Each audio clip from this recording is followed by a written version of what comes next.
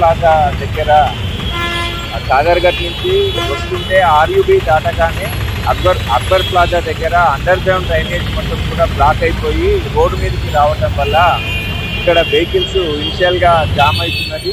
అదేవిధంగా కంటిన్యూగా డ్రైనేజ్ రోడ్డుపై రావటం వల్ల రోడ్డు కూడా డ్యామేజ్ అయ్యి వెహికల్ చాలా స్లో డౌన్ కావటం జరిగింది. అదేవిధంగా ఇక్కడ రిపేర్ కూడా నడుస్తున్నది. ఆఫీసర్స్ అధికారులు అందరూ కూడా వచ్చిపోయారు. మరి వాహనదారులకు చేసే విజ్ఞప్తి ఏమిటంటే ఇక్కడ ట్రాఫిక్ చాలా స్లోగా వెళ్ళటం వల్ల మొత్తం కూడా ట్రాఫిక్ జామ్ అవుతున్నది. నిన్న ఈవినింగ్ నుంచి కూడా ట్రాఫిక్ డైవర్షన్స్ చేస్తున్నాము.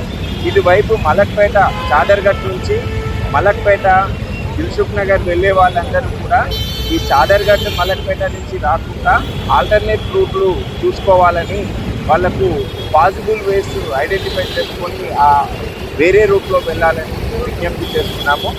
ఇది రేపు కూడా ఈ వర్క్ అలానే కొనసాగే అవకాశం ఉంది.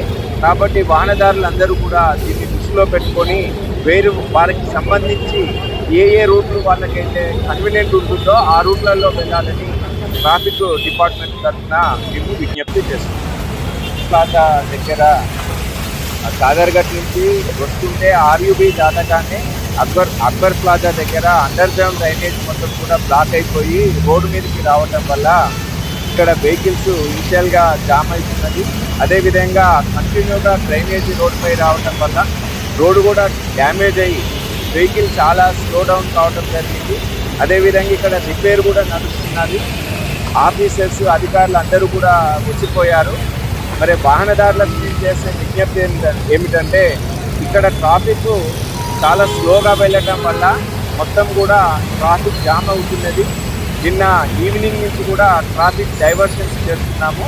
ఇటువైపు మలక్పేట చాదర్ఘట్ నుంచి మలక్పేట దిల్సుఖ్ నగర్ వెళ్ళే వాళ్ళందరూ కూడా ఈ చాదర్ఘట్ మలక్పేట నుంచి రాకుండా ఆల్టర్నేట్ రూట్లు చూసుకోవాలని వాళ్లకు పాసిబుల్ వేస్ ఐడెంటిఫై చేసుకొని ఆ వేరే రూట్లో వెళ్ళాలని